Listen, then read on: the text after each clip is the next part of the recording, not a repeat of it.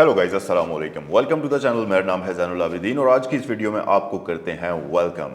अगर आप car lover हैं तो मेरे चैनल को सब्सक्राइब कर लीजिए, क्योंकि यहाँ पर आपको इंटरेस्टिंग किस्म का इन्फॉर्मेटिव कार से रिलेटेड कंटेंट देखने को मिलता रहता है। और आज की इस वीडियो में हम ऑटोमोटिव इंडस्ट्री से रिलेटेड डिफरेंट किस्म की इंपॉर्टेंट न्यूज़ आपके साथ शेयर करेंगे। सो वीडियो को लाइक कर दीजिए, अगर आप चैनल पर नए हैं तो फॉलो भी कर लीजिए।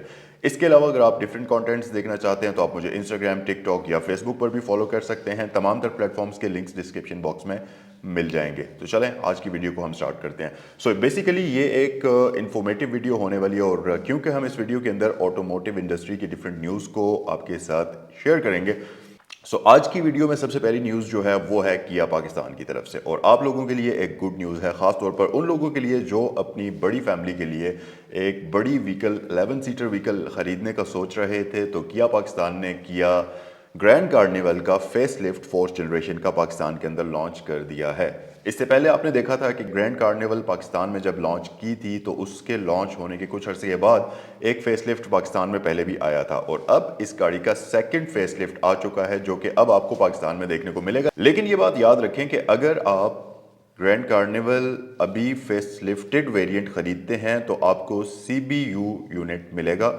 CKD यूनिट्स फिलहाल अवेलेबल नहीं है। फ्यूचर में चलकर शायद आपको ये गाड़ी CKD किट्स के साथ मिल सकती है, लेकिन फिलहाल इसके CBU यूनिट्स यानी कि कंप्लीटली बाहर से जो बिल्ट होकर गाड़ी आती है वो आपको मिलेगी। अच्छा, फेसलिफ्ट की अगर बात करते चलें तो न सिर्फ ये गाड़ी अब लुक्स में बहुत ही ज़्यादा खूबसूरत, बहुत ही ज़्यादा अग्रेसिव हो गई है, लेकिन एक और चीज़ कि इस गाड़ी की लुक्स अब फ्रंट साइड से काफ़ी हद तक किया कि मॉडर्न जितनी भी गाड़ियाँ आ रही हैं उनकी लाइट्स फ्रंट और रियर दोनों साइड से काफ़ी हद तक इसकी उनकी तरह से मिलती जुलती हैं। और आपने कुछ अर्सा पहले मेरे चैनल के ऊपर किया EV5 का भी रिव्यू देखा था, जो कि एक कंप्लीट इलेक्ट्रिक SUV थी। तो इस गाड़ी की भी फ्रंट लुक्स काफ़ी हद तक उस गाड़ी से मिलती जुलती हैं। बाकी अगर हम लुक्स की बात करें तो ऑल न्यू फ्रंट फेस इस गाड़ी को मिल चुका है, रिम्स चेंज हो चुके हैं, और साथ ही रियर लुक्स के साथ साथ गाड़ी का इंटीरियर भी कंप्लीटली रीडिज़ाइन हो चुका है। खैर, फ्यूचर में चलकर मैं इस गाड़ी की एक कॉम्प्रिहेंसिव डिटेल्ड वीडियो तो आपके लिए रिव्यू के तौर पर लेकर आऊँगा ही, बट अभी के लिए जो इन्फॉर्मेशन मेरे पास मौजूद है मैंने सोचा वो भी आपसे मैं शेयर करता चलूँ। सो यस, अगर आप अभी किया ग्रैंड कार्निवल खरीदने का सोच रहे हैं तो अब आपके लिए फेस लिफ्टेड फोर्थ जनरेशन का वो भी अवेलेबल है।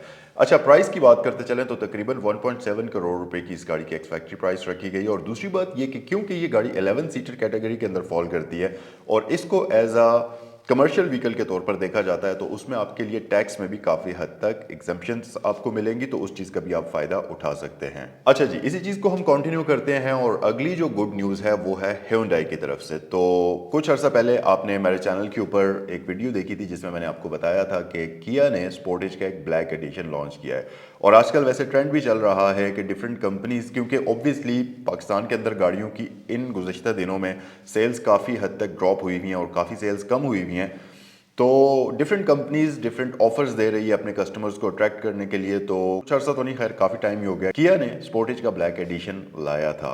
और फिर आपने देखा कि पाकिस्तान के अंदर हाल ही में काफ़ी सारी और गाड़ियों के डिफरेंट इसी तरह से कलर कॉम्बिनेशन आए, जैसा कि स्विफ्ट के अंदर 2 टोन वेरिएंट आपको देखने को मिला, फिर आपको चंगान ऑल्सन के अंदर ब्लैक एडिशन देखने को मिला, और अब Hyundai Tucson के अंदर आपको एक डार्क एडिशन मिलेगा। अच्छा, ये जो डार्क एडिशन Hyundai Tucson का है ये न सिर्फ एक्सटीरियर चेंजेस के साथ आ रहा है बल्कि इसमें इंटीरियर में भी चेंजेस किए गए हैं। तो टूसॉन के अंदर जो नॉर्मल इंटीरियर आता है वो थोड़ा सा स्किनिश सा या बेज टाइप आप उसको कह सकते हैं, उस तरह की कलर कॉम्बिनेशन के साथ आता है। और न सिर्फ डार्क एडिशन में कलर्स को चेंज किया गया है बल्कि नाइट टाइम की ड्राइविंग को मद्देनज़र रखते हुए उस गाड़ी की लाइट्स को और जितनी भी डिस्ट्रैक्शंस रात के वक्त गाड़ी की होती थी लाइट्स की सूरत में इंटीरियर में, उन सारी चीज़ों को भी नज़र में रखते हुए गाड़ी को डिज़ाइन किया गया है। तो 2 एक्सटीरियर कलर्स इस गाड़ी के अंदर अब आपके पास अवेलेबल होंगे। तो 2 नए एक्सटीरियर कलर्स इस गाड़ी में अब आपको मिलेंगे, जिसमें एक रेन फॉरेस्ट है और दूसरा मैग्नेटिक फोर्स कलर है, और ये दोनों ही बड़े खूबसूरत कलर होंगे। लेकिन इसके साथ साथ इस गाड़ी का जो इंटीरियर है उसको भी बिल्कुल एक डार्क थीम के अंदर कन्वर्ट कर दिया गया है। अगर आप इस गाड़ी का डैशबोर्ड देखेंगे तो एक कंप्लीट डार्क थीम इसमें आपको मिलेगी फ्लोटिंग डिस्प्ले के साथ। खैर, फ्लोटिंग डिस्प्ले तो पहले भी आपको इस गाड़ी के अंदर दिया जाता था, लेकिन ये जो नई थीम है ये गाड़ी को एक बहुत ही खूबसूरत लुक प्रोवाइड करेगी। लेकिन एक चीज़ याद रखें, के प्राइस में भी डिफरेंस आपको देखने को मिलेगा। अगर आप डार्क एडिशन वाली गाड़ी लेते हैं तो इसमें आपको 75,000 रुपीज़ एक्स्ट्रा पे करने पड़ेंगे, जो कि मेरे ख्याल से बहुत बड़ी अमाउंट तो नहीं है, लेकिन येस इसमें प्राइस में आपको डिफरेंस देखने को मिल जाएगा। अगर हम इसको स्पोर्टेज के साथ कंपेयर करें तो उस लिहाज से ये गाड़ी मेरे ख्याल से वर्थ इट है। और दूसरी बात ये कि कुछ ही अर्सा पहले Hyundai ने अपनी प्रोडक्ट्स की प्राइसेस कम करने का भी एक ऐलान किया था। तो अगर उस हिसाब से हम इस गाड़ी की प्राइस देखें तो पहले इस गाड़ी की जो प्राइस ओरिजिनल प्राइस बनती थी 75,000 ऐड करने के बाद वो 84 बनती थी, यानी कि 89,84,000 रुपए। लेकिन क्योंकि अब 2 लाख रुपए इसमें कमी भी हो गई, अब जो इसकी प्राइस होगी वो 87,84,000 रुपए होगी। अच्छा, एक और चीज़ भी मैं आपको बताऊं कि ये जो डार्क एडिशन है ये जस्ट आपको Hyundai Tucson के top of the line all wheel drive ultimate के अंदर देखने को मिलेगा। बाकी जो वेरिएंट्स आते हैं उनमें आपको ये डार्क एडिशन देखने को नहीं मिलेगा। तो अब आपको ये जो प्राइस मैंने बताई है इस गाड़ी की 87,84,000 रुपये, ये इसमें जो 75,000 ऐड होते हैं और फिर साथ ही जो 2 लाख रुपए कम होता है वो सारी एडिशन और सब्सट्रैक्शन करने के बाद होती है। अच्छा, बाकी वेरिएंट्स की अगर हम प्राइस की बात करें तो इसमें जो all wheel drive ultimate regular वाला आता है रेगुलर इंटीरियर के साथ, उस गाड़ी की पहले प्राइस 89,900 थी, जो कि कम होकर 87,09,000 रुपीज़ हो गई है। उसके बाद जो तीसरा वेरिएंट है फ्रंट व्हील ड्राइव GLS, इस गाड़ी की प्राइस पहले 8280 थी, जो कि कम होकर 8080 हो गई है, यानी कि 80,80,000 रुपये हो गई है। और last variant front wheel drive GLS आता है, जो कि 73,15,000 रुपये, जिसकी पहले एक्स फैक्ट्री प्राइस थी, जिसको कम करके 71,15,000 रुपया कर दिया गया है। सो यस, अगर आप Hyundai Tucson खरीदने के बारे में सोच रहे थे तो मेरे ख्याल से ये डार्क एडिशन एक बिल्कुल ही डिफरेंट चीज़ होगी। और दूसरी बात ये कि ये ऑफर Hyundai की तरफ से एक लिमिटेड टाइम और लिमिटेड नंबर ऑफ कार्स के तौर पर आपको दी गई है।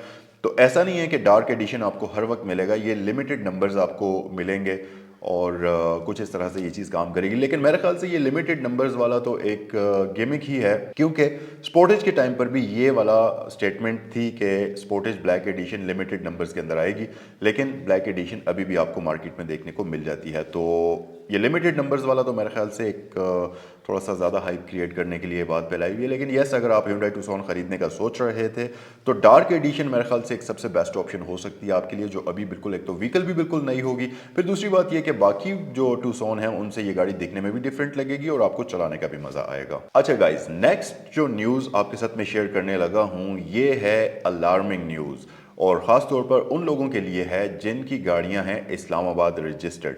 वैसे तो इस्लामाबाद के जो आजकल ट्रैफिक पुलिस है वो बहुत ही ज़्यादा मुतहर्रिक हुई हुई है और डिफरेंट तरीक़ों से कैश कलेक्शन करने की कोशिश कर रही है, जो कि अच्छी बात भी है मेरे ख्याल से। शहरियों के लिए भी ऐसा है कि उनको प्रॉपर अपनी गाड़ी को एहतियात से चलाने की ज़रूरत होती है, फिर कानूनी दायरे के अंदर रहकर उसको वो जो जितनी भी ज़रूरियात है उन सबको पूरा करते हुए गाड़ी चलाना ज़रूरी भी होता है। तो पहले जैसा कि आपने देखा था कि इन्होंने क्रैकडाउन किया था उन लोगों के खिलाफ जिन्होंने जो नंबर प्लेट्स आपको एक्साइज ऑफिस से मिलती हैं उनसे डिफरेंट नंबर प्लेट्स लगाई हुई होती थी अपनी गाड़ियों के ऊपर, और साथ ही साथ उनके टिंटेड मिरर्स होते थे, उनके खिलाफ एक क्रैकडाउन हुआ था जिसमें हमने काफ़ी सारी सोशल मीडिया के ऊपर वीडियोस देखी, अभी भी आ रही हैं, जिसमें ठीक ठाक हैफ्टी किस्म का फाइन किया गया। और ये भी बताया गया था कि अगर आपकी गाड़ी की ओरिजिनल लाइसेंस प्लेट नहीं लगी हुई होगी जो एक्साइज ऑफिस से आती है, तो उस सूरत में न सिर्फ आपके ऊपर 20 से 25,000 रुपये फाइन किया जा सकता है, बल्कि आपकी रजिस्ट्रेशन भी कैंसिल हो सकती है। तो ये रजिस्ट्रेशन कैंसिल वाला काम जस्ट उस बंदे के लिए होता था कि जिसने लाइसेंस प्लेट डिफरेंट वाली या फैंसी नंबर प्लेट्स लगाई हुई होती थी। और दूसरी बात ये होती थी कि फर्स्ट टाइम तो आपके ऊपर ये जुर्माना करके और रजिस्ट्रेशन कैंसिल करके आपको छोड़ दिया जाता था, लेकिन अगर आप लाइसेंस प्लेट के साथ दोबारा वही खिलाफ वर्जी करते थे तो फिर आपके न सिर्फ रजिस्ट्रेशन कैंसिल होती थी, बल्कि दोबारा जब आप गाड़ी को री रजिस्टर करवाते थे तो उस सूरत में आपको 200% ज़्यादा पैसे देकर गाड़ी को रजिस्टर कराना पड़ता था। तो ये एक बहुत ही हैफ्टी किस्म की अमाउंट बनती थी। बट अब ये जो रजिस्ट्रेशन कैंसिल वाला मामला है ये कुछ और लोगों के ऊपर भी लागू होगा, और वो लोग हैं ये वाले कि जिन्होंने अपनी गाड़ियों के टोकन टैक्स पे नहीं किए। तो Islamabad excise and taxation department ने 15 दिन का टाइम दिया है। अगर आप अपनी गाड़ी के जो बकाया जात हैं टोकन्स की सूरत में 15 दिन के अंदर अंदर क्लियर नहीं करते तो फिर उसके बाद आपके ऊपर होगा बहुत हैफ्टी किस्म का फ़ाइन। एक तो आपको फ़ीस भी, जुर्माना जो पहले आप पे करते थे वो 200% और ज़्यादा पे करना पड़ेगा, और साथ ही साथ आपकी गाड़ी की रजिस्ट्रेशन भी कैंसिल होगी। तो अगर आपके पास इस्लामाबाद रजिस्टर्ड व्हीकल है जो आप यूज़ कर रहे हैं और आपको लगता है कि आपकी गाड़ी के शायद टोकन पे होने हैं, तो फ़ौरन से पहले चेक कर लीजिए, और अगर पे होने हैं तो उनको पे कर लीजिए इससे पहले कि आपकी गाड़ी की रजिस्ट्रेशन कैंसिल हो जाए और आपकी गाड़ी के ऊपर ठीक ठाक हैफ्टी किस्म का फ़ाइन लगे। अच्छा जी, सो ये तो कुछ इंपॉर्टेंट न्यूज़ थी। नेक्स्ट जो चीज़ आपके साथ मैं शेयर करने वाला हूँ वो ये है कि ऑब्वियसली सर्दियाँ आ रही हैं और नॉर्थ वाली साइड अगर आप ट्रैवल करते हैं तो उसमें आपको आजकल ठंडे मौसम का सामना करना पड़ेगा। और ऑब्वियसली काफ़ी सारे जो टूरिस्ट हैं वो इसीलिए ट्रैवल करते हैं कि उन्होंने बर्फ़ देखनी होती है। लेकिन बर्फ़ देखना खूबसूरत तो लगता है, लेकिन उसके साथ साथ बर्फ़ के साथ कुछ अपने ख़तरात भी होते हैं, जिनमें सबसे ज़्यादा बड़ी चीज़ है black ice.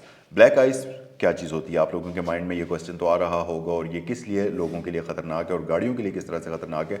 So basically black ice एक लेयर होती है जो रोड के ऊपर आ जाती है बर्फ़ की, और ये एक इंतहाई थिन लेकिन इंतहाई स्लिपरी लेयर होती है, जिसकी वजह से गाड़ी की ट्रैक्शन रोड के ऊपर बिल्कुल भी नहीं रहती।